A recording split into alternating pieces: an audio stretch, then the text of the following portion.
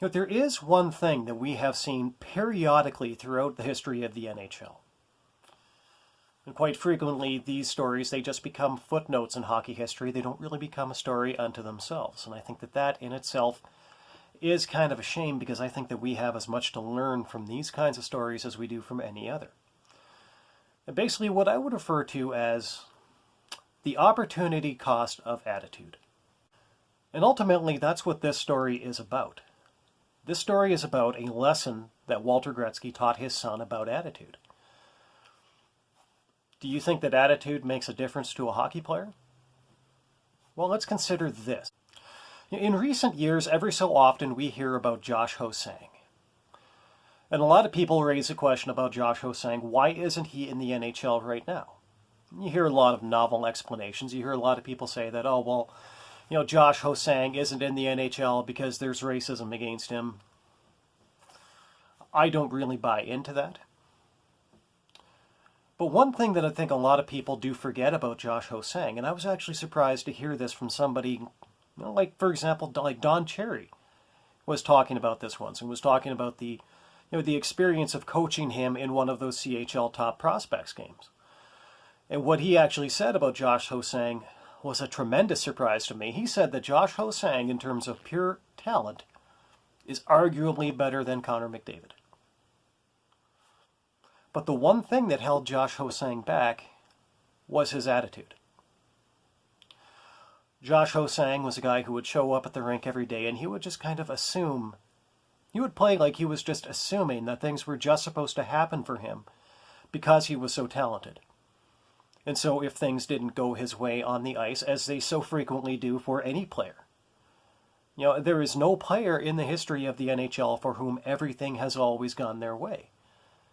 I mean, Wayne Gretzky, he had, a 20-year career? He didn't win 20 Stanley Cups. There were things that did not go his way on the ice. Connor McDavid, he's been around since 2015. He has won 0 Stanley Cups. There are a lot of things that have not gone Connor McDavid's way. But the way that they have approached these kinds of situations, compared to the way that Josh Ho-Sang would approach something so common as, say, a penalty call. Maybe he didn't get a penalty call that he wanted, that he thought that he should have gone in his favor. And he would go into these fits, and he would yell and scream and hiss and spit at these referees. Not the kind of behavior that you were commonly used to seeing from Connor McDavid. I mean, think about it this way. How many different incidents can you think of involving Connor McDavid and a referee? Maybe 2, 3? Definitely not any more than a handful. Because Connor McDavid, for all of his talent, he shows up with the right attitude. He plays every single game like it's a playoff game. Just like Wayne Gretzky playing every single game like he's playing for the Stanley Cup. Attitude counts. Nobody really has the luxury of having a bad attitude. Not even for the span of a single game.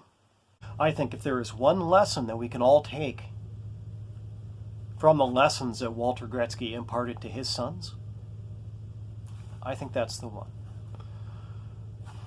So I'd like to close out this segment by just saying, Godspeed to you, Mr. Gretzky. Thank you for everything that you did for the sport of hockey, for all of the people around you. And I understand that what I've talked about in this segment doesn't even scratch the surface of that. I think that the world does not really have a very firm grasp on just how much of a better place the world is for having you in it. And I think it's going to be quite a while before we see another Walter Gretzky.